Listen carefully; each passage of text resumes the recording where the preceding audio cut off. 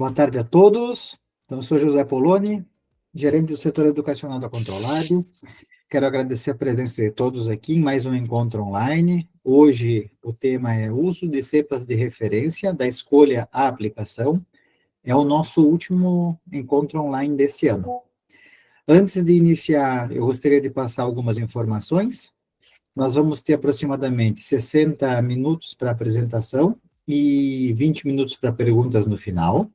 Eu peço, por favor, para que quem for fazer pergunta, coloque as perguntas no menu Atividades, no item Perguntas e Respostas. Pessoal, para quem não conhece, a gente tem ele bem do lado direito da tela, tem um local que chama Ferramentas da Reunião, são 9 bolinhas, basta clicar, vai abrir uma janela, vocês movam a barra cinza que fica do lado direito e tem o ícone para perguntas e respostas, que é um ponto de interrogação amarelo. É só clicar nele e clicar em fazer a pergunta, tá bom? Por favor, eu peço para que as perguntas sejam colocadas neste local, tá bom?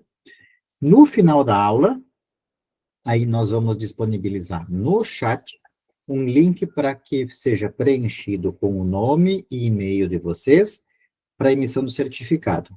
E também para que vocês respondam a nossa pesquisa de satisfação. Tá? É extremamente importante para nós a participação de todos. Tá? A gente valoriza demais o olhar da nossa audiência para as nossas atividades. Então, é a partir das respostas de vocês que a gente consegue sempre melhorar o que a gente vai oferecendo, tá bom? Então, eu peço para que vocês fiquem também atentos à caixa de spam, porque a informação sobre o certificado pode, ocasionalmente, ir para a caixa de spam.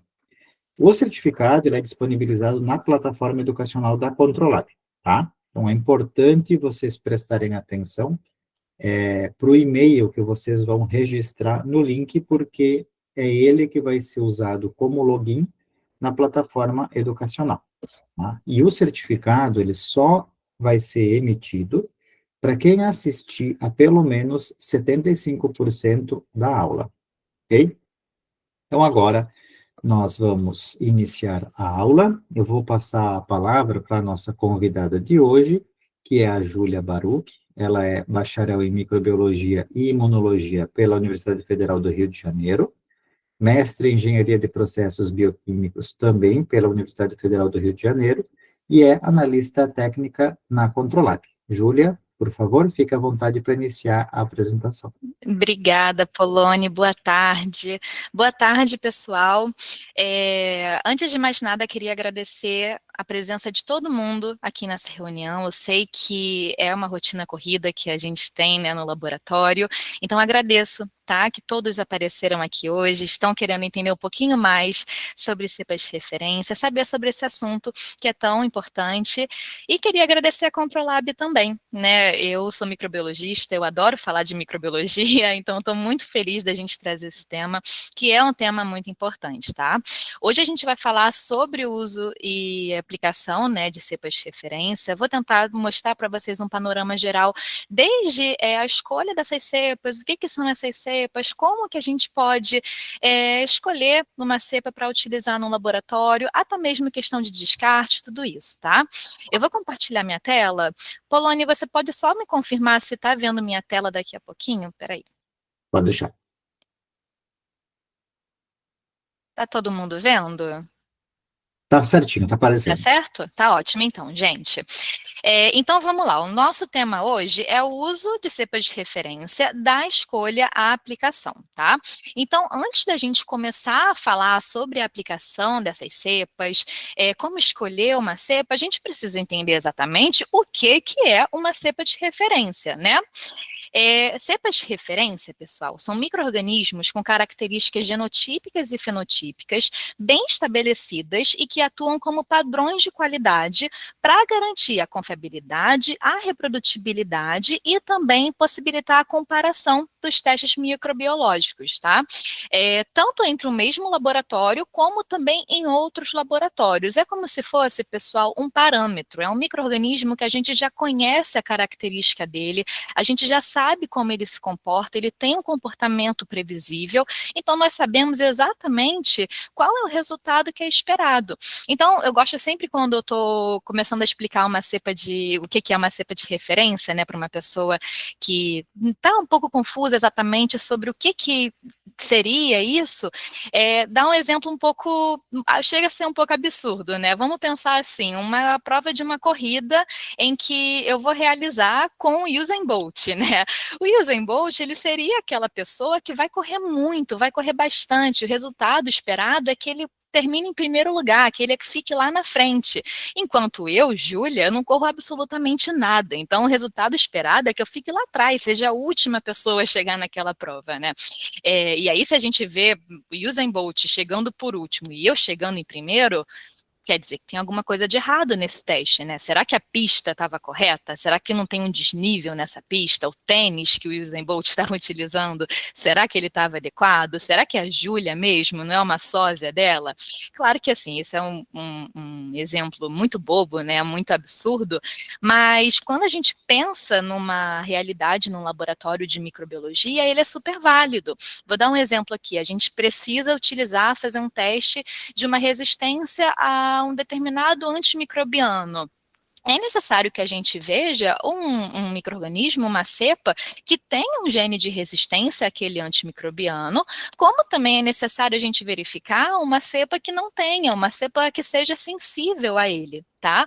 Ou seja, micro-organismos que já têm características conhecidas e resultados conhecidos e previsíveis, tá bom? Esses micro-organismos de referência, pessoal, eles ficam sempre depositados em coleções de culturas que são reconhecidas internacionalmente. Então, a TCC, NCTC, coleção de cultura da Fiocruz, tudo isso são as nossas coleções de cultura, né? E os micro-organismos, as cepas de referência, vão estar depositados neles, tá bom? Então, por que utilizar uma cepa de referência? Os laboratórios me perguntam. Primeiro, para a gente ter uma rastreabilidade daquela cultura, né? A gente tem uma origem documentada e é isso que vai garantir a confiança naquela cepa quando você consegue provar por meio de um certificado, por meio de todos os documentos que são fornecidos ao laboratório, que aquele micro-organismo que está sendo utilizado, ele tem aquelas características e é aquele micro-organismo mesmo que está sendo pedido no protocolo, tá bom? Outra coisa, acurácia e reprodutibilidade dos resultados. É isso, a utilização de um micro-organismo com resultados já previsíveis, com características já conhecidas, que vai permitir que esse resultado em um determinado processo, em um determinado teste, ele seja comparado ao longo do tempo. E também entre laboratórios, né? Então, independente se você vai realizar hoje um teste né, sobre uma determinada condição, e daqui a 5 anos vai utilizar novamente, né, fazer esse mesmo teste com essa mesma condição, o resultado tem que ser o mesmo, porque você está utilizando o mesmo micro-organismo, tá bom? Outro ponto, controle positivo, controle negativo. Mesmo exemplo que eu acabei de dar, meio absurdo do Usain Bolt, né? É aí que você vai verificar se o resultado ele está esperado e se está detectando alguma falha. Você utilizou uma cepa que você sabe que é catalase positiva, né? E aí quando você faz aquele teste e deu negativa, é um momento de falha, aí que você vai verificar se o seu método está realmente funcionando, se está tudo de acordo, tá bom? Aí você vai ter o seu controle positivo e o seu controle negativo. Está fazendo um teste para verificar, novamente, uma eficácia de um antimicrobiano, a produção de uma enzima, a produção de uma endotoxina. Você vai ter um controle positivo e um controle negativo. E por último, mas não menos importante, auditoria e validação. Quando um laboratório ele é auditado, pessoal, o auditor ele quer ter certeza que aqueles testes eles são confiáveis. tá? E como que você vai comprovar isso? Por meio de uma cepa que te dá essa segurança, que te dá essa credibilidade. Tá? Então, mesma coisa com validação de método. Você está implantando na sua unidade um novo método de identificação de micro-organismo, um método de quantificação. Se você sabe aquele valor que tem que dar, né, o valor que é esperado, se você não tem aquele valor com aquele método que está sendo validado, então o seu método não está de acordo, tem alguma coisa que não está funcionando bem. É hora de olhar, dar um passo para trás, verificar algum ponto e aí sim corrigir, né, fazer alguma ação corretiva e seguir com ele. Mesma coisa, funcionou? Ótimo, então uma etapa do seu processo de validação já está certa, tá bom? Então, e por isso que é importante a gente utilizar essas cepas, elas vão dar uma confiabilidade, a gente vai conseguir mostrar da onde que elas veio, a gente vai conseguir reproduzir esses resultados, tanto aqui no Brasil quanto lá no Japão, ok? Então, por isso é necessário. E não apenas por isso, gente, mas nós também temos as questões regulatórias. Existem normas hoje que exigem o uso dessas cepas de referência. Eu trouxe aqui algumas normas, uma tabela, né? A gente não vai conseguir hoje entrar em cada uma dessas normas, tá bom? Mas o que é importante a gente tirar dessa tabela aqui? Que o uso de cepas de referência, ele não está em um determinado nicho laboratorial. Então, não é apenas para laboratórios clínicos, não é apenas para um laboratório em específico. Vários laboratórios de microbiologia, de várias áreas, vai ter a sua norma que informa que precisa de cepa de referência. Então, a gente tem aqui a RDC 978, que foi publicada agora no meio do ano, que informa que o laboratório precisa utilizar uma cepa que seja certificada, uma cepa que seja documentada, tá bom? Justamente para conseguir fazer esse controle, a verificação dos seus processos, a validação deles. A gente tem a farmacopeia brasileira na parte de insumos, de medicamentos. Temos a parte também de cosméticos, laboratórios que fazem essas análises precisam realizar cepas de referência de água, de alimento, de ração animal. Todos esses, pessoal, aqui eu coloquei apenas alguns deles, mas todas essas normas citam o uso de cepas de referência, tá? E outra coisa que é muito importante a gente prestar atenção é que boa parte dessas normas, elas vão informar um número específico para essa cepa de referência. Qual é a cepa que tem que ser utilizada? Tá? Geralmente esse número, ele vai estar sempre ao lado da espécie do micro-organismo em questão, vou dar aqui o exemplo da Escherichia coli, e da coleção de culturas a qual ele se refere. Porque o que acontece? Vou usar esse exemplo aqui dessa linha realmente da farmacopeia brasileira. Farmacopeia brasileira, a gente tem diversos testes que estão contemplados nela. Um deles é o teste de esterilidade. Então, o laboratório abriu a farmacopeia, foi ali na tabela de teste de esterilidade e ali vai constar, né, as cepas que o laboratório precisa utilizar naquele controle. Então, vai falar, olha, o laboratório precisa utilizar a Escherichia coli NCTC 12923. É essa cepa com essa referência que precisa ser utilizado. Ah, Júlia, eu posso utilizar qualquer outro Escherichia coli? Não. Não pode. Se a norma está falando que é aquela cepa que precisa ser utilizada, é ela. E isso faz sentido justamente porque essa cepa, ela pode ter alguma característica, alguma particularidade nela que vai fazer sentido naquele teste. Novamente, né, pensando aqui no caso do antibiótico de uma resistência. Muitas vezes o laboratório vai falar, eu preciso de uma Klebsiella pneumoniae. E aí a primeira coisa que eu digo é, qual Klebsiella pneumoniae? Qual é a característica que você precisa? Você precisa que seja uma KPC? Porque se precisar que seja uma KPC, que tenha esse gene, então é uma referência. Agora, se não for, já vai ser uma outra referência. Então, esse ponto, essa numeração, que é o que a gente chama de referência, por isso cepas de referência, que o laboratório precisa sempre prestar atenção. Tá bom? Então, todas essas normas aqui, não todas, né? A RDC, por exemplo, fala de forma geral, a ISO 17025 também fala sobre a necessidade geral de uso dessas cepas, mas muitas dessas normas vão informar exatamente qual que é a cepa que deve ser utilizada naquele método, tá? Então, isso precisa ser levado em consideração. Só que a gente tem um ponto que é muito importante, gente, porque o que acontece? Não temos apenas uma coleção de cultura. Né, a mais conhecida, que acho que todos os laboratórios mais têm contato, que é o que mais está no protocolo, é a TCC. Mas não existe só a TCC. A TCC é uma das coleções de cultura dos Estados Unidos. Só que o Reino Unido também tem a sua, que é a NCTC, inclusive acho que é a mais antiga da Europa. A Fiocruz tem a sua, o Japão tem, a Alemanha tem, a Suécia tem. Todos esses países têm a sua coleção de cultura, entendeu? Várias instituições têm as suas coleções de cultura de micro-organismo. Quando um pesquisador ele descobre uma determinada linhagem ou ele faz algum tipo de modificação genética e deposita essa cepa num banco de cultura, muitas vezes ele não está depositando em apenas um, vai depositar em vários, entendeu? E aí o que acontece? Cada um desses bancos vai ter uma numeração específica. Então, a mesma cepa, com literalmente as mesmas características genotípicas, fenotípicas, tudo igual, mesma característica, mesma cepa mesmo, ela vai ter numerações diferentes. Então, aqui, olha, na TCC, essa cepa 8739 tem essa numeração. Mas nesse outro banco de culturas, né, coleção de culturas, o BCRC, vai ter essa outra numeração, 11634. Na NCTC, 12923. Júlia, então, se o meu protocolo fala ATCC, eu posso utilizar uma cepa que seja de outra coleção de culturas? Pode, tá bom?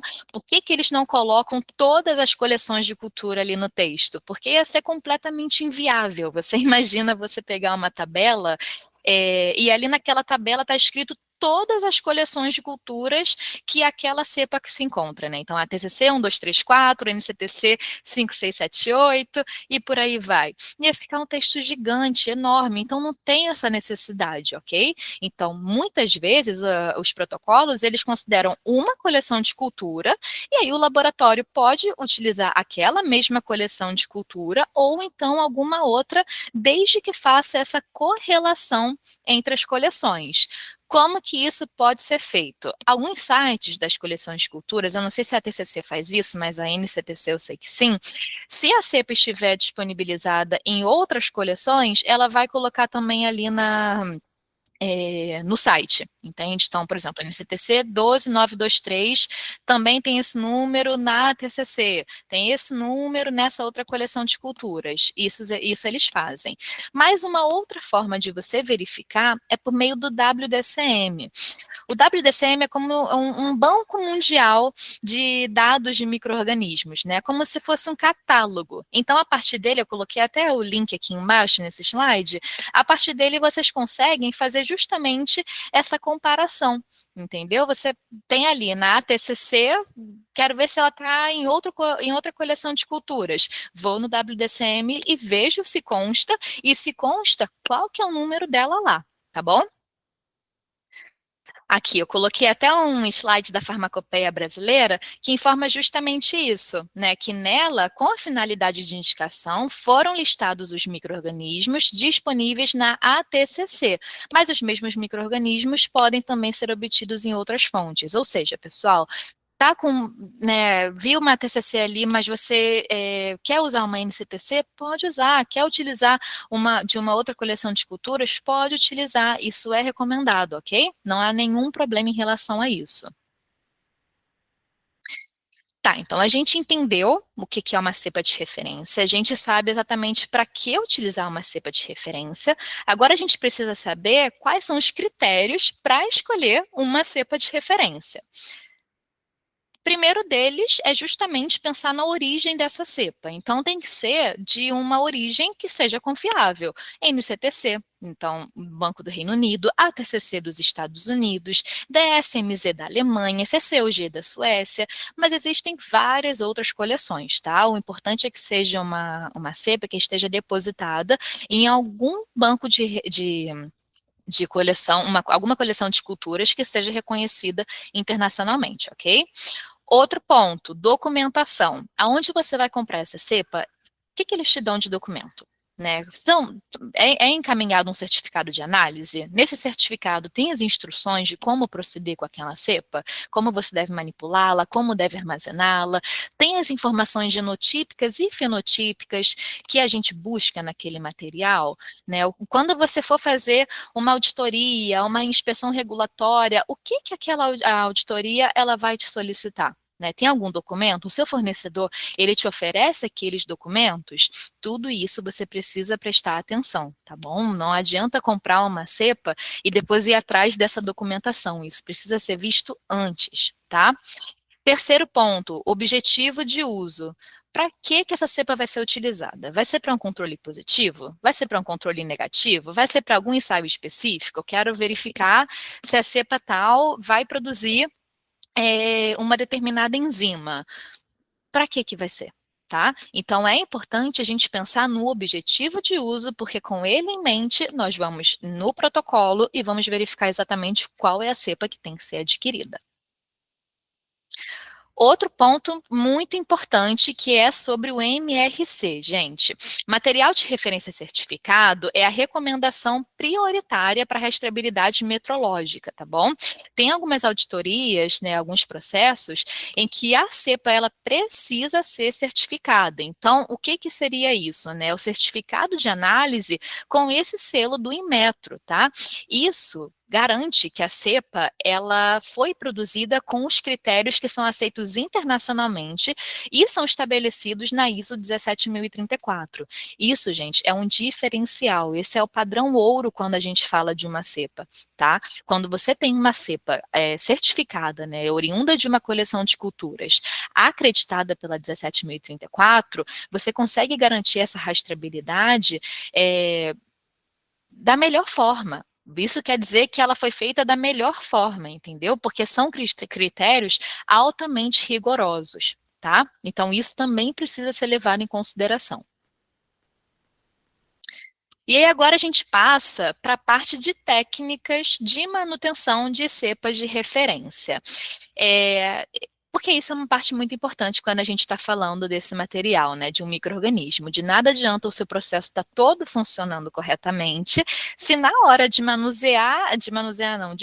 armazenar essa cepa, o laboratório não consegue mantê-la viável, ok? Existem diversas formas de armazenar cepas de referência, eu vou passar um pouco por algumas delas, mas de forma geral, o armazenamento, né, as técnicas de armazenamento, elas podem ser divididas em dois grupos, um de longo prazo e um de curto prazo.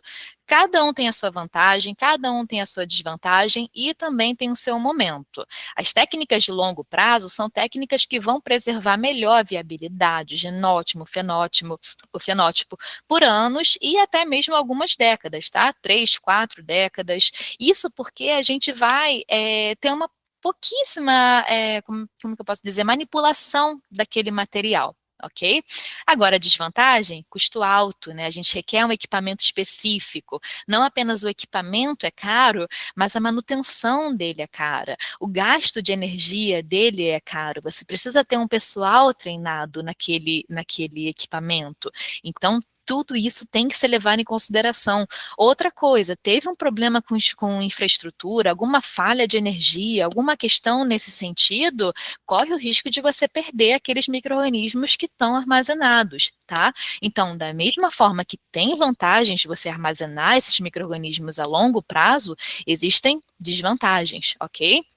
Agora, um curto prazo? Não, curto prazo é fácil, é rápido, é barato, baixíssimo custo, só que qual que é o problema? Você está sempre manipulando aquele material, tem um alto risco de contaminação, né? Você tem a possibilidade de como que eu posso dizer, criar mutações naquele micro-organismo justamente por estar sempre realizando esse subcultivo. Então, a viabilidade dele também fica limitada. Você precisa de um pessoal que está sempre utilizando também aquele micro-organismo o tempo todo. Então, pode não ser vantajoso, tá certo?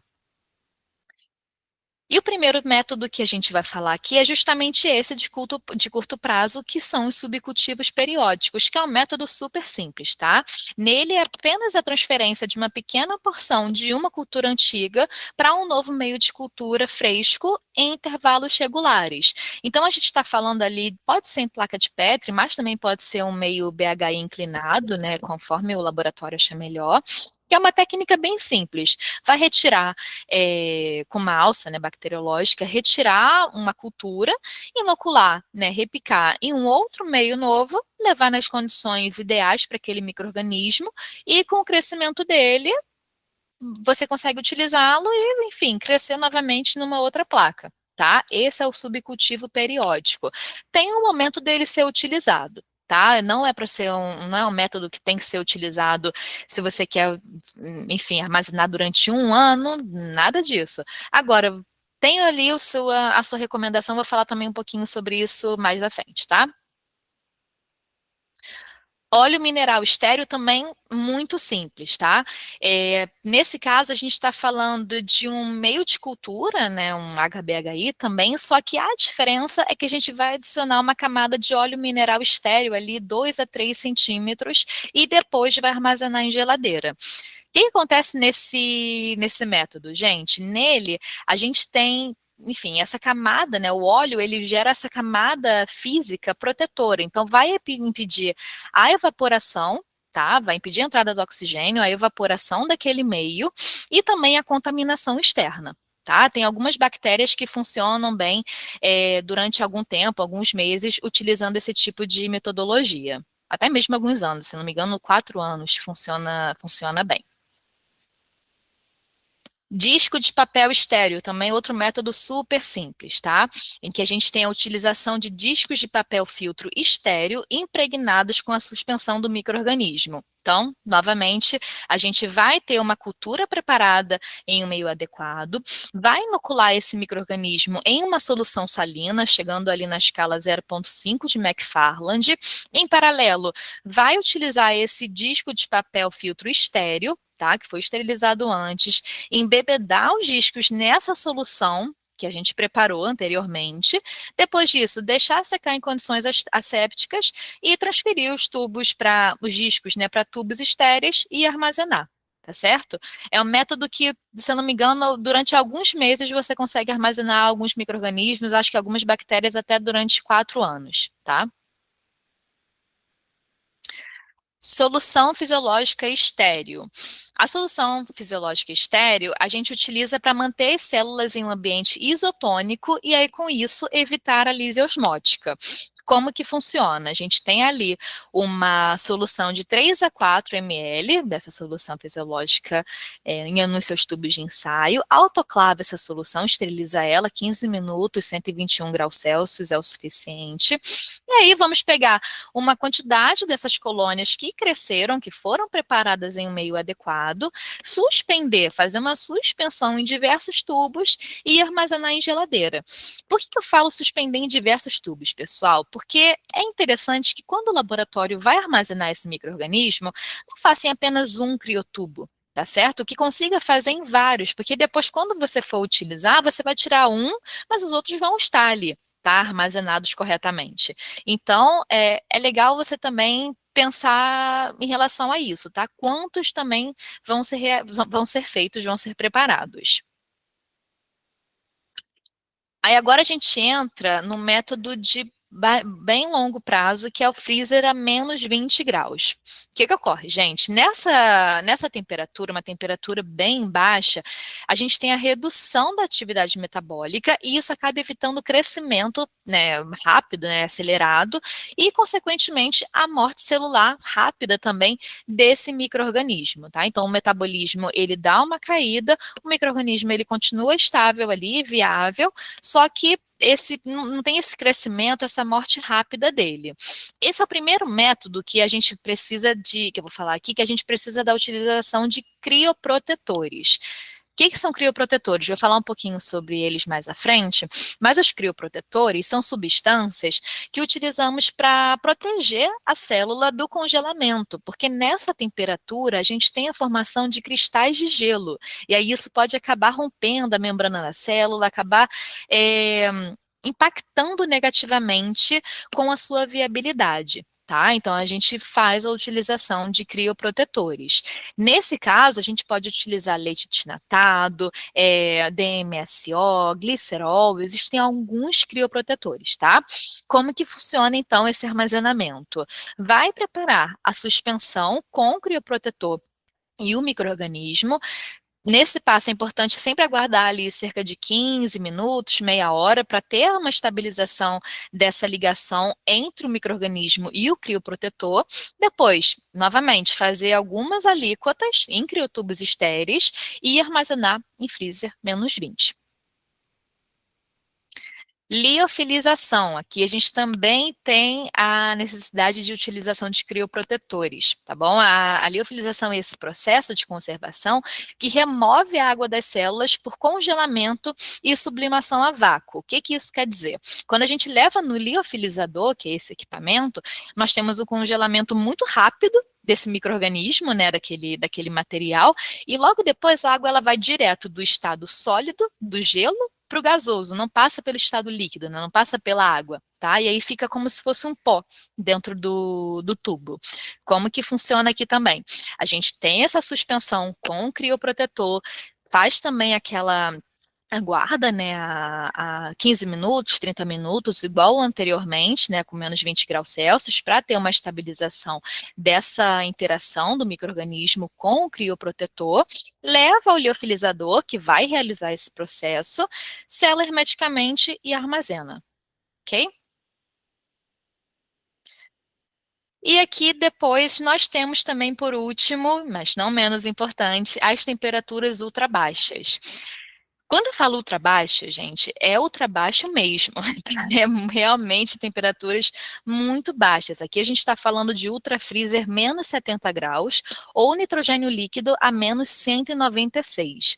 Quando a gente está falando sobre isso, obviamente precisamos de utilização de crioprotetores também, porque ainda tem a possibilidade de formação de cristais de gelo, mas também de equipamentos especiais, então tubos especiais, não pode ser utilizar qualquer criotubo, tem que ser um que tenha um anel de vedação interno, tem que ser um que seja resistente a essa temperatura, tá? Essa temperatura que a atividade metabólica está basicamente zerada. Tá certo?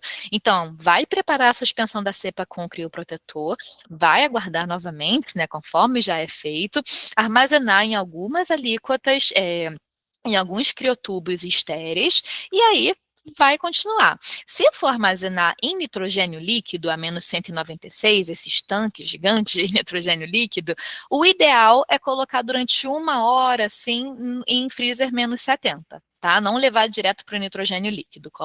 Deixa antes no freezer -70 € para dar uma estabilizada e aí sim transfere para o nitrogênio líquido, mas se for armazenar em -70 graus, pode ir direto, não precisa deixar em nenhuma temperatura anterior não, tá?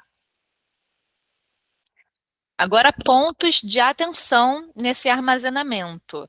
Quais que são os crioprotetores que podem ser utilizados, né? Novamente, crioprotetores são essas substâncias que são utilizadas para proteger as células, para proteger o micro-organismo, tanto durante o processo de congelamento, que é bem danoso para a célula, como também para o descongelamento. Aqui eu coloquei alguns, vou falar um pouquinho sobre eles, como que eles podem ser manuseados, né? Como que vocês podem armazenar, mas o primeiro a gente tem o leite desnatado em pó, ele deve ser dissolvido em água destilada, depois você autoclava a 110 graus, 20 minutos e tá certo pode ser utilizado. Glicerol, 10%, 15%, 20%, também deve ser autoclavada a 121 graus Celsius durante 15 minutos antes do uso e pode ser também estocado por vários meses. Então, quer deixar alguma coisa ali estocada para preparar mais à frente? Pode utilizar o glicerol, tá? Ele pode ser armazenado durante todo esse tempo. o DMSO, que é o dimetilsulfóxido, a 5%. Ele deve ser esterilizado por filtração. Então, tá vendo? Enquanto os dois anteriores a gente está utilizando uma autoclave, nesse a gente já está utilizando um método de filtração e pode ser utilizado, pode ser estocado por um mês. Sacarose 24%, né? Mesma coisa, a gente vai colocar em água destilada e deve ser esterilizada também por filtração, tá bom?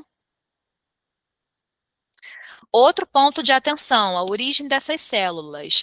Não é interessante você querer armazenar uma célula que uma cultura que ela já é uma cultura mais antiga. O ideal é uma cultura pura, né? Isso com certeza, só aquele micro-organismo ali naquele meio, e recente, então de 18 a 24 horas, tá? De crescimento. E uma preferência por meios não seletivos. O que ocorre, gente? O meio seletivo é um meio que ele vai favorecer o crescimento de um tipo de micro-organismo, né? Então, quando a gente coloca ele num meio que é seletivo e ele quer se sobressair ali, ele vai ter um certo estresse metabólico. Tá? E não é isso que a gente tem interesse quando falamos do armazenamento, né? Quando nós armazenamos, né, vamos crescer, perdão, em um meio não seletivo, aí a gente garante que o micro-organismo ele vai conseguir crescer de forma mais tranquila, sem esse estresse, de forma mais equilibrada, tá? E é isso que a gente tem interesse, tá? E outro ponto, escolha da técnica de manutenção. Júlia, posso utilizar qualquer micro-organismo com qualquer técnica de armazenamento? Não pode, gente. Cada micro-organismo tem a sua característica própria de resistência, tem o seu próprio metabolismo, tá? Quem trabalha com microbiologia sabe que micro-organismos, né, cepas, não é fácil da gente crescer sempre. Então, cada um tem a sua particularidade, ok? E o que a gente tem que levar em conta no momento de escolher o nosso método de armazenamento? Primeiro, tipo de micro-organismo que vai ser armazenado. Segundo, o objetivo dessa manutenção, quando que eu vou utilizar esse micro-organismo? Eu vou utilizar ele daqui a um ano? Então, não faz sentido fazer um subcultivo periódico. Até chegar a um ano, ficar fazendo subcultivo, para chegar daqui a um ano, não vai nem mais ser aquele micro-organismo, né? Vou querer armazenar, vou utilizar, sei lá, daqui a 3 dias, é uma outra forma, né? Então, tem a ver com o objetivo da sua manutenção. Quando que esse micro-organismo ele vai ser utilizado? E último, mas não menos importante, os recursos e os equipamentos disponíveis. O laboratório tem condições de gastar com o liofilizador? Tem condições de investir num tanque de nitrogênio líquido? Vai ter condições também de adquirir os materiais que são necessários? Tudo isso precisa ser avaliado, tá bom? Quais são os crioprotetores que você tem ali? Tudo isso tem que ser colocado na ponta do papel. Aqui eu trouxe essa tabela, gente, que é de um livro que eu achei bem interessante, que se chama Procedimentos Básicos em Microbiologia Clínica. Ele está na 4ª edição, é um livro de algumas autoras brasileiras. É um livro de microbiologia clínica bem interessante para laboratórios clínicos, mas eu particularmente acho que ele vale para vários outros laboratórios também, de análise de água, de cosméticos, tudo isso, porque ele tem não apenas um tópico, né, um capítulo só de estocagem de micro-organismos, mas também fala de controle de qualidade, fala de biossegurança, então acho que vale bem a pena, tá? Deixei a referência dele nesse slide aí embaixo. Acho que vale a pena depois os laboratórios darem uma olhadinha. Mas, de qualquer maneira, ele traz essa tabela que eu trouxe aqui também para vocês, mostrando algumas das melhores formas, né, que a gente encontra na literatura de armazenamento dos micro-organismos, os crioprotetores que mais são utilizados e o tempo, mais ou menos, para o armazenamento para cada um deles. Então, a gente tem, ó, uma bactéria gram-positiva. Quais são os melhores métodos que nós encontramos na literatura? Com quais crioprotetores e durante quanto tempo a gente consegue armazenar esse micro-organismo. Para uma bactéria gram-negativa, para um fungo filamentoso, para leveduras. Então, é uma tabela bem interessante, com isso a gente consegue ter uma base bem legal, tá? E aí agora a gente entra em dois conceitos que são muito importantes para laboratórios que têm rotina de microbiologia, que é a diferença entre cultura de estoque e cultura de trabalho. Cada uma tem o seu momento de ser utilizado, são duas formas de você armazenar micro-organismos no laboratório, mas também tem o seu momento de utilização. Tá? A cultura de estoque, pessoal, é como se fosse o arquivo do laboratório, tá? Então, é aquele material que a gente vai ter quase nenhuma manipulação dele. É um material para ter preservação da cepa original. Então, quando a gente fala da cultura de estoque, é uma liofilização, é uma criopreservação que a gente faz em menos 20, é o armazenamento a menos 70. Essa é uma cultura de estoque, tá? É o estoque do laboratório mesmo, o arquivo dele. Agora, a cultura de trabalho não. A cultura de trabalho é aquele material que o laboratório está utilizando de forma, com frequência, né, nos seus ensaios, nos seus testes, que é manipulado ali diariamente. E aí, com isso, a gente já está falando de um ressubcultivo. Tá? Aquele subcultivo frequente, aquele subcultivo periódico. É ele que o laboratório está utilizando nos seus testes. E aí, com essa definição, né, bem clara de plano de cultura, cultura de trabalho e cultura de estoque, a gente consegue fazer também um plano para utilizar essa cultura de trabalho.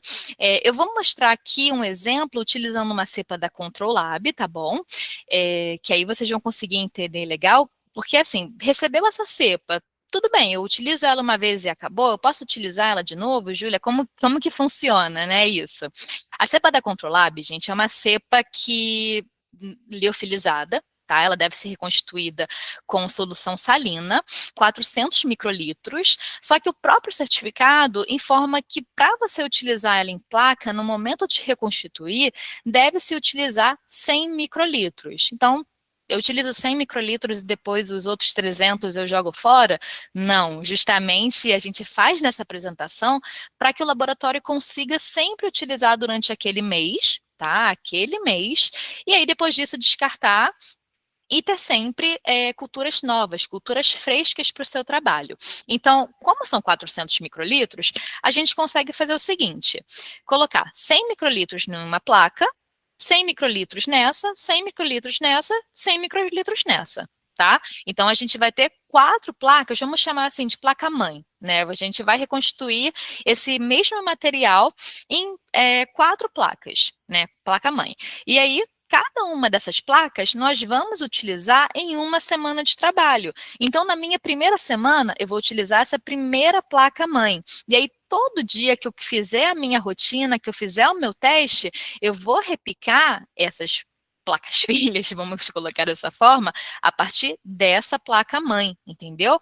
Passou a semana acabou, não tem importância, eu vou descartar todas essas cepas e vou para a minha segunda semana de trabalho, a minha segunda placa-mãe, e aí vou repicar todas essas a partir dela.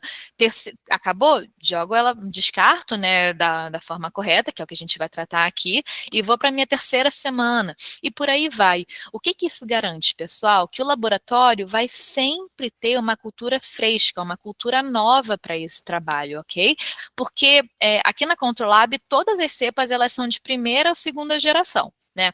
Então, se essa cepa aqui é de primeira geração, primeira passagem, também a gente pode falar dessa forma, quando for reconstituir o material, essas aqui também vão ser primeira passagem, tá? A reconstituição de um material nessa placa não configura uma outra passagem, né? Alguns laboratórios até já me perguntaram isso, Júlia, se eu, né, no momento que eu reconstituir numa placa, aí troca a passagem? Não, continua sendo a mesma, tá? Essa aqui é a primeira passagem, todas essas aqui vão ser, e essas aqui que o laboratório vai utilizar no dia a dia vão ser de segunda passagem. Tá? Mesma coisa, se essa cepa aqui é uma cepa de segunda passagem, essas placas aqui também vão ser, e todas essas aqui vão ser de terceira passagem. Ou seja, gente, é uma cultura muito nova, muito fresca para o laboratório. Você tem uma manipulação que é muito pouca, entende? Então, isso é um plano que vocês podem ter para o laboratório, para todo dia vocês terem uma cepa que é nova, que você pode confiar, que é uma cultura fresca, tá certo?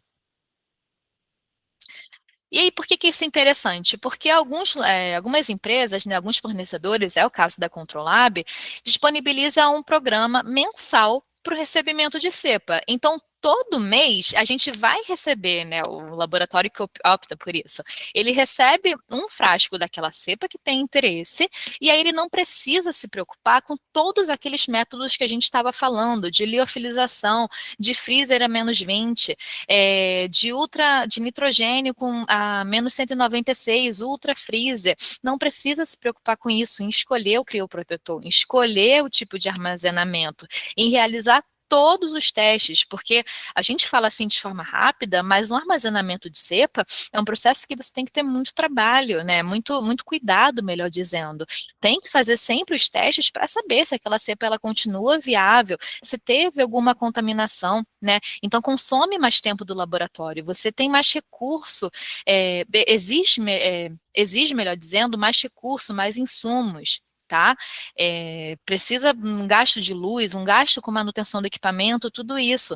Enquanto, quando você recebe uma cepa mensalmente, não. Aí você entra só nesse slide anterior que a gente estava falando, para a cultura de trabalho. Aí é isso que você vai ter que se preocupar todo mês. Não precisa ter essa questão do armazenamento. Não, você não precisa se preocupar com essa cultura de estoque. Você pode direto se preocupar com a sua cultura de trabalho. Entendeu?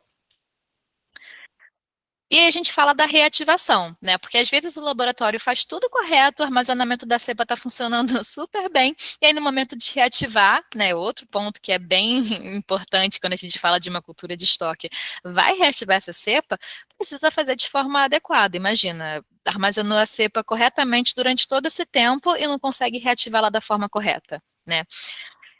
Aqui eu coloquei nesse slide 3 exemplos, aqui botando a cepa congelada, tá? Aqui como se ela estivesse liofilizada e aqui com óleo mineral, né? Quando a gente fala de uma cepa que está congelada, o certo não é simplesmente tirar ela do congelador, deixar na bancada descongelando. Não é isso. O interessante é a gente fazer, colocar ela em banho-maria de 35 a 37 graus Celsius para ir descongelando aos poucos, sempre com a tampa desrosqueada, não aberta, né, claro, para não ter nenhuma contaminação, mas desrosqueada por conta da pressão, tá? Depois disso, vai retirar a alíquota, vai semear no meio que é adequado para aquele micro-organismo, vai verificar se o crescimento está certo, então mais esse teste, né, de você ver, fazer as suas provas bioquímicas, ou, enfim, o que quer que seja, qualquer teste que seja necessário para ver se a cepa está viável, e aí sim, utilizar na sua cultura de trabalho. Mesma coisa da cepa liofilizada. A cepa liofilizada, você vai adicionar o diluente que é importante, que é necessário, tá? Que o seu fabricante informa também que deve ser utilizado, vai inocular no meio sólido adequado para aquela cepa, verificar se o crescimento está correto e depois utilizar como cultura de trabalho. Mesma coisa com óleo mineral estéreo, né? Vai retirar a alíquota, inocula no meio adequado, verifica se o crescimento está correto e aí, cultura de trabalho. Então, para vocês verem que o processo de reativação da cepa também a gente precisa tomar esse cuidado de sempre inocular no meio correto e sempre fazer esses testes aqui, né? Verificar se o crescimento da cepa está correto, se está adequado, se foi aquela cepa mesmo que você esperava que fosse crescer, se ela cresceu, se tem alguma alteração morfológica nela, alguma alteração genética, tá? Para aí sim utilizar na sua cultura de trabalho, na sua rotina. Pontos de atenção nesse processo de reativação. Confirmação da identidade da cepa, o que eu acabei de falar. Precisa realizar os testes bioquímicos, microscopia ou qualquer outro teste necessário para ter certeza que aquela cepa é de fato aquela cepa que o laboratório tem interesse em utilizar, tá certo? É a mesma cepa mesmo que você armazenou lá no passado. Registro detalhado, então data, o lote, o meio que foi utilizado, quem que fez, quando que fez, qual teste que foi feito, qual resultado foi encontrado, tudo isso tem que estar muito bem detalhado, para saber, né, assim, amanhã ou depois o laboratório tem alguma auditoria, tem alguma coisa que precisa, enfim, mostrar algum documento, precisa ter tudo isso registrado, tá certo? Outro ponto, nunca reutilizar um frasco descongelado. Descongelou aquele criotubo, descongelou aquela cepa, não vai voltar com ela ao freezer, tá bom? Vai descartar e vai depois, se quiser utilizar outra, pegar outra daquele congelador. Não vai reutilizar aquele frasco, né? Ah, vou aproveitar aqui que ainda sobrou alguma coisa. Não, não deve ser feito isso. E, por último, a validade da cepa utilizada. Júlia, a minha cepa está funcionando muito bem, está performando perfeitamente, está crescendo, está tendo resultados maravilhosos, mas a validade dela terminou tem 6 meses. Não pode utilizar, pessoal. Sei que pode, assim, o laboratório pode ficar nessa de não, mas ele está funcionando, ele foi armazenado corretamente. Não pode ser utilizado, tá? Se isso for pego em uma auditoria, o laboratório pode até perder a sua acreditação se for o caso. Tem sempre que prestar atenção na validade da cepa que é utilizada, na validade que consta no certificado. E aí agora a gente entra na parte de boas práticas laboratoriais e biossegurança, que é enfim, um tema que é extremamente importante, extremamente necessário quando a gente fala da manipulação de micro-organismos, porque justamente são as práticas, são os métodos que são implantados para proteger o operador, para proteger a amostra, para proteger o meio ambiente também, tá certo? Os laboratórios, eles são classificados de acordo com o micro-organismo que ele utiliza, né, que ele manipula, melhor dizendo. Tá? Então, vou passar aqui por alguns deles, só para vocês entenderem um pouquinho o que isso quer dizer. O primeiro é um laboratório NB1, é aquele laboratório que geralmente é um laboratório de ensino, de pesquisa introdutória. Nele a gente está falando ali nessa manipulação de agentes de risco mínimo ao pessoal e também ao meio ambiente. Então, por exemplo, uma Saccharomyces cerevisiae, né, uma cepa que é utilizada na produção de cerveja. Não tem um risco muito alto, né, um risco realmente mínimo.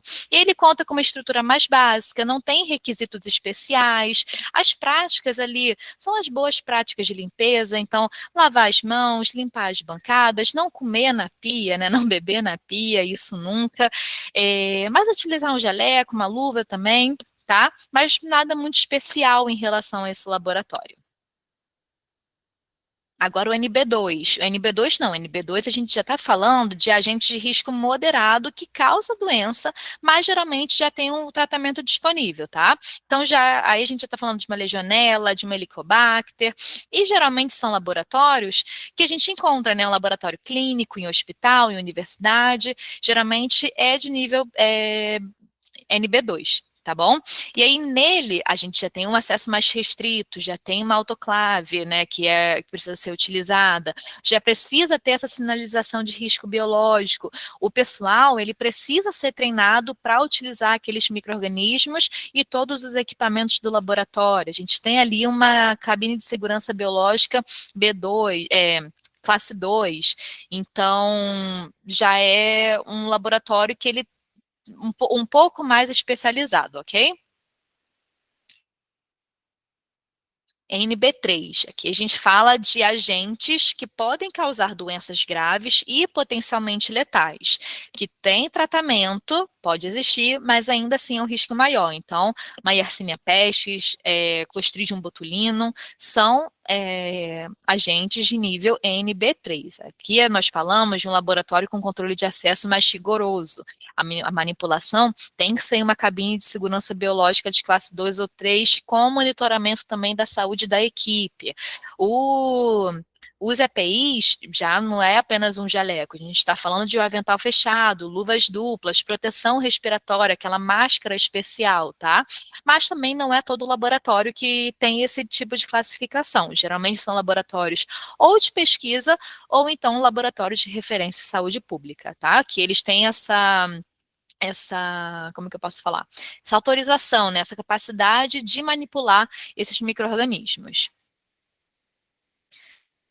E, por fim, NB4. Esse aqui é o laboratório de segurança máxima, tá? São pouquíssimos laboratórios no mundo. O Brasil atualmente nem tem um laboratório que seja NB4, para vocês terem ideia. acho que vai ser no ano que vem ou em 2027, não estou lembrada, que em Campinas vai ter um laboratório que seja de segurança NB4, mas nesse tipo de laboratório, a gente está falando da manipulação de agentes altamente perigosos, muitas vezes sem tratamento ou então vacina disponível, que são transmitidos por aerosóis. O exemplo mais clássico que a gente já lembra, assim, é o vírus da ebola, né, que causa todo aquele pânico, né, e com razão, porque é altamente perigoso, né, a gente não tem um tratamento eficaz, uma vacina para isso. E aí, nesse laboratório, a gente já está falando de, assim, uma estrutura completamente isolada, um prédio isolado, um fluxo, assim, de ar extremamente controlado, uma equipe técnica altamente treinada, protocolos extremamente rígidos, trajes completamente especiais, tá? Não é uma coisa, como que eu posso falar, comum de se encontrar, novamente. É um laboratório, um tipo de laboratório mais raro mesmo. E onde que eu posso verificar, né? Estou querendo implantar uma análise de algum micro-organismo no meu laboratório, mas não sei se tenho condições de utilizar aquele micro-organismo, quero saber o que que eu preciso no meu laboratório para manipulá-lo da forma correta. Esse documento, que é a classificação de risco dos agentes biológicos, que foi publicado pelo Ministério da Saúde, está na 3ª edição, tá o link aqui embaixo para ele, é o referencial oficial brasileiro para enquadrar os micro-organismos em classe de risco biológico. Então, vai começar a trabalhar com, não sei, Mycobacterium, né? Vai olhar, abrir esse documento, verificar aonde se encontra o Mycobacterium e o que que o seu laboratório precisa para manipular aquele micro-organismo. É extremamente importante que isso seja feito, pessoal, antes de você tomar qualquer decisão sobre manipulá-lo, ok? Você precisa proteger, né, o seu laboratório, o ambiente e a si mesmo. E aí a gente entra no descarte adequado das cepas de referência, que é, enfim, é uma das etapas mais importantes também, né? Tão importante quanto qualquer outra que a gente fala aqui. Muitas vezes o laboratório ele se preocupa muito com aquele procedimento, mas aí com a parte final, que é o descarte adequado daquela cepa de referência, nem tanto. Então, o método mais correto, né, o método indicado é a autoclavação. Então, antes da autoclavação, o laboratório deve colocar aqueles resíduos biológicos, né, aquele material, em sacos próprios para autoclave. Se for vidro, tem aquela caixa amarela, né, de descarte de vidro que se coloca, identificado sempre com o infectante, o que tem ali, e inserir em recipientes à prova de vazamento, né? Então, um balde específico para autoclave, como se fosse isso, tá? Autoclavar, 121 graus, aí um tempo maior, de 30 a 60 minutos, para ter certeza que aquilo ali realmente vai eliminar o micro-organismo, tá? Depois disso, destinar para recipientes adequados de coleta. E aí, a gente termina a nossa autoclavação. Só que tem um ponto que é muito importante de realizar, que é o monitoramento com indicador biológico. Frequentemente, na sua rotina, o laboratório precisa fazer isso, tá? O que é esse monitoramento com indicador biológico? O indicador biológico é um kit, né? Ele é vendido dessa forma, ou em tirinha, ou em ampola, que eu coloquei nessa forma de ampola, que vai conter esporos dessa bactéria, que é o Geobacillus, que é extremamente resistente ao calor. E o que que você faz, né? Você vai colocar no momento de autoclavar, vai colocar esse kit com indicador biológico no ponto mais difícil de atingir o vapor, vai autoclavar, normal, né, durante esse período, e depois disso você vai retirar esse indicador e vai crescer ele, vai incubar ele nas condições que são adequadas, tá? Então, de 55 a 60 graus Celsius por 24 a 48 horas. Não teve crescimento? Ótimo, então a sua autoclave está funcionando bem, está performando da forma adequada, o seu ciclo está eficaz, pode confiar. Teve um crescimento, aquele indicador ali mudou de cor, falha na esterilização. Tá? Precisa verificar, de realizar uma calibração naquela autoclave, enfim, alguma ação corretiva, né, nesse processo, tá bom? E aí, para finalizar, gente, nós precisamos falar sobre os erros de manuseio, os principais erros de manuseio que os laboratórios cometem e os impactos que isso traz na rotina do laboratório, tá? Primeiramente, armazenamento inadequado. Então, você utilizar uma temperatura incorreta, não ter essa falta de controle de congelamento, esses repetidos ciclos de congelamento e descongelamento. Eu vejo alguns laboratórios utilizando, né, já vi isso acontecer, uma geladeira, congelador que é frost free. Né, embora o frost free ele tenha esse sistema de manter a temperatura média de forma adequada, ele tem esse ciclo de congelar e descongelar, né? E aí o que que isso acontece? Você tem uma redução na viabilidade do micro-organismo, tá bom? Outro ponto, contaminação cruzada. Então, uma falta de higienização adequada da bancada, dos materiais que estão sendo utilizados, pode ocorrer de você misturar acidentalmente aquela cepa, né? Você achar que está utilizando um micro-organismo e, na verdade, não está. E aí, o que que você tem? Resultados incorretos e um risco à biossegurança, tá? Um risco ao laboratório em si, um risco ambiental, um risco a quem está manipulando, que acredita que está utilizando um micro-organismo e, na verdade, não está. Outro ponto, documento, né, uma cepa sem documentação. Se você não tem documentação, pessoal, não tem como provar a rastreabilidade daquela cepa, a origem dela, você não pode utilizar aquela cepa. Você vai ter uma não conformidade em uma auditoria, tá bom? Não adianta, né? Pode estar funcionando muito bem, mas você precisa mostrar da onde aquela cepa ela veio, qual é a origem, né? Você tem os documentos que comprovem? Isso é um erro que alguns laboratórios cometem, né? Acham que está funcionando ali na rotina, então está tudo de acordo, mas não, essa parte é altamente necessária. O laboratório pode perder alguma acreditação se não cumprir com isso, tá? Outro ponto, descarte incorreto, que a gente estava falando, né? Às vezes tem tudo certinho, toda a manipulação correta, e aí na hora de descartar, o material não está autoclavado, ele é descartado em algum lugar incorreto, não tem alguma identificação. O que que isso gera? Risco biológico, risco ambiental e também descumprimento de algumas normas de biossegurança, tá bom? Reativação inadequada, então choque térmico, meio inadequado, contaminação acidental. Você pode até crescer o micro-organismo, né? Às vezes o micro-organismo ele nem cresce. Quando você for crescer ele em placa, talvez ele nem cresça. E se ele crescer, ainda existe o risco dele crescer, mas perder as características. Então, perder uma capacidade de virulência, perder alguma resistência, ficar com a morfologia dele diferente, metabolismo reduzido. E aí, você não vai ter os resultados que são adequados, os resultados que você espera ao utilizar um micro-organismo de referência.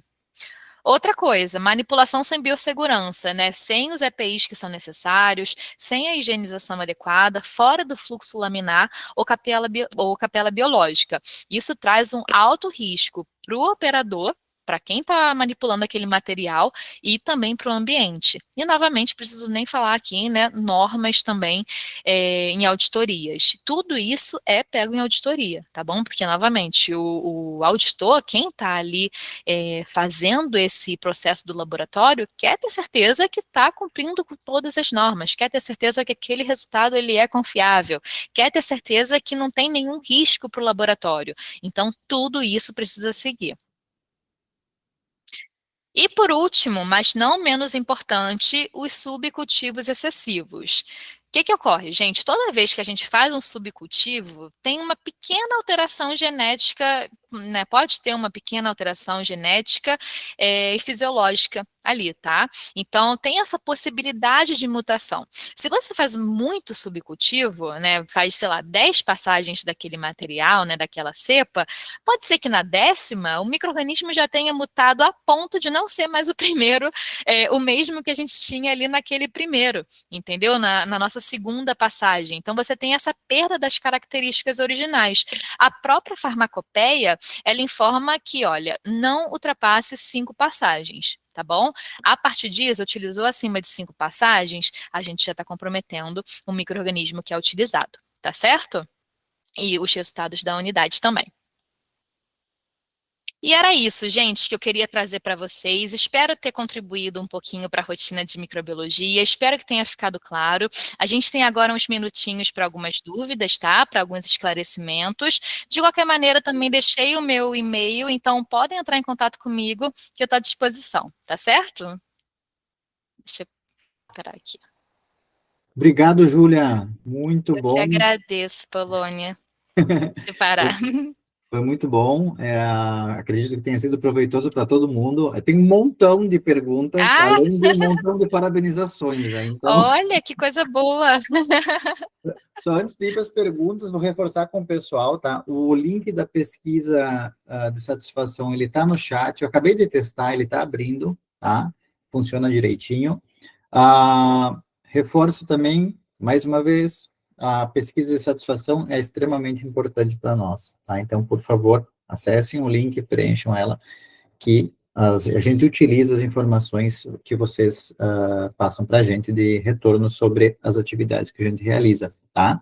Também, por favor, registrem no link o nome completo e e-mail para emissão do certificado. Então, vamos lá. Eu vou priorizar as perguntas lá da ferramenta de perguntas e respostas, conforme eu Tá tinha certo. informado para o pessoal no início, tá? Então, eu acho que a gente não vai nem conseguir cumprir aqui É, todas. Mas vamos lá, vamos em sequência. Então, assim, vamos lá. primeira pergunta que chegou aqui é da Rafaela, né? Ela pergunta o seguinte: se o primeiro plantio na placa-mãe é feito no mesmo dia, e aí ela coloca, as 4 placas-mães são feitas no mesmo dia ou fazemos semanalmente e voltamos com o frasco para a geladeira? Ótima pergunta, Rafaela. O material, todas essas informações a respeito do armazenamento do material, eles estão no certificado que é encaminhado para o laboratório, tá? Aqui na Controlab, eu sei que esse material ele pode ser armazenado em temperatura de geladeira, tá? Então, de 2 a 8 graus Celsius. E aí, quando você for realizar esse repique, né?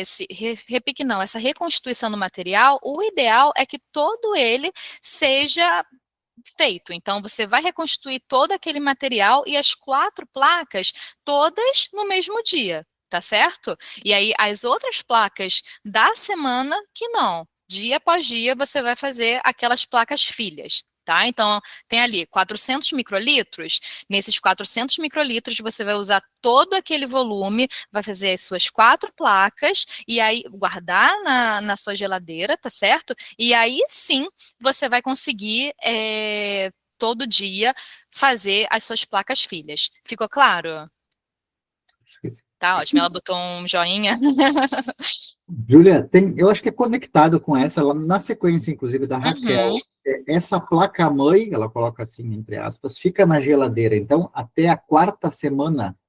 Não tem importância. Pode ser armazenado dessa forma, tá? Beleza. Vamos ver a próxima. Próxima pergunta é a Fernanda Caroline. O óleo mineral podemos utilizar para todos os micro-organismos ou somente os anaeróbios? O óleo mineral, Fernanda, eu posso até botar aqui novamente na apresentação, Polônia? Pode, por favor. Deixa eu botar aqui, até deixar de novo deixa eu achar aqui o slide. Tem alguns micro-organismos que vão se comportar bem, tá certo?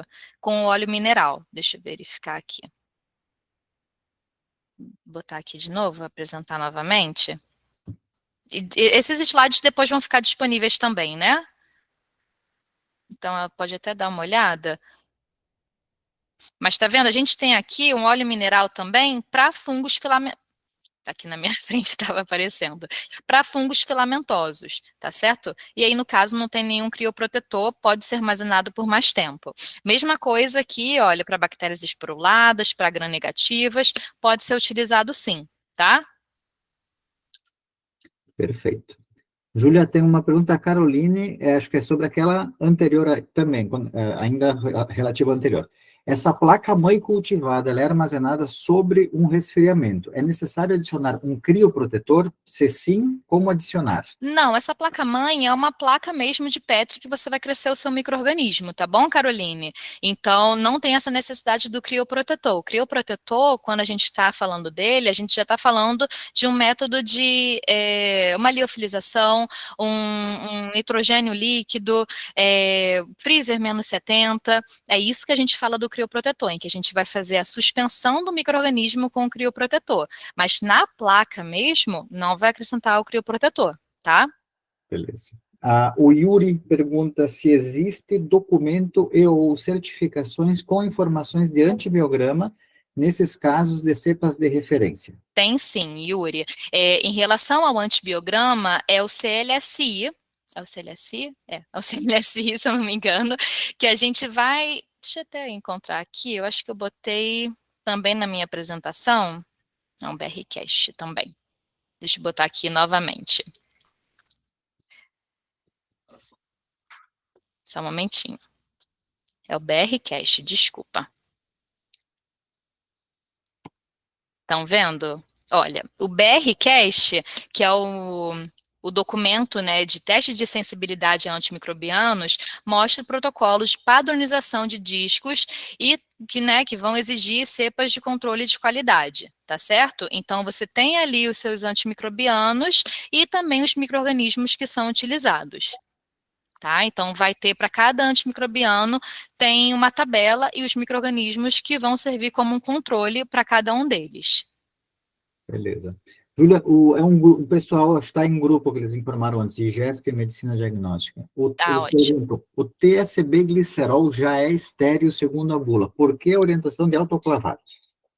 Essa é uma boa pergunta. É o do IGESP, correto? Isso. Eu vou verificar melhor essa bula.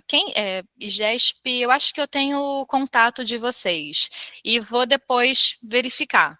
Pode ser? A gente encaminha, porque eu vou precisar dar uma olhada nessa bula para verificar se realmente é isso que solicitam, se realmente precisa autoclavar novamente. Tranquilo. Aquilo que ficar pendente, a gente envia depois, Isso. junto com a gravação. Então, não tem problema se ficar alguma coisa que a gente não consiga responder agora. Tá. Tem uma pessoa que não está como anônimo aqui, tá? Tá. Observei que em todos os seus exemplos utiliza agar. Para cultura de trabalho, podemos utilizar caldo nutritivo, exemplo, BHI? No dia a dia, pode utilizar o caldo BHI sim, tá? Não tem, a gente utiliza um agar, porque o agar você tem ali aquela cepa, tá? O que acontece, né? O grande problema, pessoal, quando você utiliza um agar, né, um caldo BHI, é que você só vai conseguir fazer o repique no meio sólido, entendeu? Então, quando você tem um meio líquido, também tem essa questão que você vai precisar passar para o meio sólido, né? E aí você gera um machisco de contaminação, tá? Então, o ideal é que seja um meio sólido, mas pode utilizar. Beleza. Júlia, a Isabela, primeiro ela está dando elogios aqui, está dizendo, a palestra é excelente, muito didática e com informações valiosas. Ótimo, obrigada. E aí ela coloca a pergunta se ela pode adquirir as cepas para realizar um intralaboratorial com os microbiologistas da minha unidade. Pode sim, tá, Isabela? Inclusive, isso é uma das formas de você utilizar essas cepas, né? Um dos motivos de você utilizar essa cepa é justamente para você fazer avaliar, né, a padronização da sua equipe, né? O desempenho de toda a sua equipe, saber se está todo mundo conseguindo realizar esses testes de forma adequada. Tá? Justamente porque a gente tem resultados que são esperados. Então, é um ótimo tipo de uma ótima aplicação dessa cepa de referência. Perfeito. Pessoal, antes de ir para a próxima pergunta, tem algumas pessoas que não estão conseguindo acessar o link. Às vezes é algum problema no navegador no seu computador. Eu testei aqui, quem postou o link foi a Adriana, que está lá no Rio de Janeiro, na Controlab, eu estou em Porto Alegre, acessei aqui, ele abre. Então, é questão do seu navegador, às vezes entrar e sair, ou mudar de navegador, tá? Então, o link funciona, isso eu posso garantir porque testei, tá bom, pessoal? Então, só seguindo aqui com as perguntas, agora a gente tem mais uma anônima. Tem alguma orientação especial para manter a cepa de Clostridium? Tenho muita dificuldade em mantê-la viável por mais tempo. Clostridium é uma cepa difícil, realmente, de manter. Mas para isso eu recomendo tanto ultracongelamento ou então a liofilização, tá bom, pessoal? Porque anaeróbico realmente é mais complicado. Perfeito. A Aparecida está perguntando, qual a frequência para validação das cepas reativadas? Toda semana? Não sei se eu consegui entender bem, Aparecida, mas seria toda semana você realizar o controle de qualidade? Se sim, naquele programa naquele plano de trabalho, né, das cepas de trabalho a gente consegue fazer todo dia, tá bom? Mas toda semana também uma boa frequência. Ela também perguntou se a validade da cepa liofilizada é a mesma da cepa depois de congelada. Boa pergunta também, né? Não, a cepa liofilizada, pessoal, ela vai durar durante muito tempo, tá certo? Assim, se você está liofilizando aquele micro-organismo, ela vai durar ali alguns anos até, algumas décadas, tá certo? Agora, peraí, a validade da cepa mesmo depois dela congelada. Agora, a gente tem a liofilização e tem um congelamento, tá? Agora, uma coisa que é importante é que você sempre perceba, né? Sempre se atente ao que está no certificado. Entendeu? Se o certificado está falando que aquela cepa ela é válida até um ano, então é durante um ano que você vai manter aquela cepa, tá? Beleza. A outra pergunta aqui, Júlia, do Tiago. Tiago pergunta, bom, primeiro, Tá. excelente palestra, mandou um elogio aí, e ele tem a dúvida seguinte: pode ocorrer de uma cepa estar registrada no ATCC e NCTC, mas não estar listada no WDCM? Pode sim, Thiago. Você deve ter visto até isso em relação ali no slide, né? Que tem no ATC, tem uma slide que eu coloquei de né, falando sobre as coleções de cultura, que tinha a TCC, NCTC e o WDCM tinha um risco. O que acontece? Não, o WDCM não é um banco de culturas, tá bom? Não é um banco de células. Então, quando o que ele faz? É como se fosse um catálogo que vai fazendo justamente essa correlação, tá? Então, quando a gente bota no WDCM, não são todos os micro-organismos que estão registrados ali, porque as coleções de cultura não colocam também todos os seus micro-organismos no WDCM, tá certo?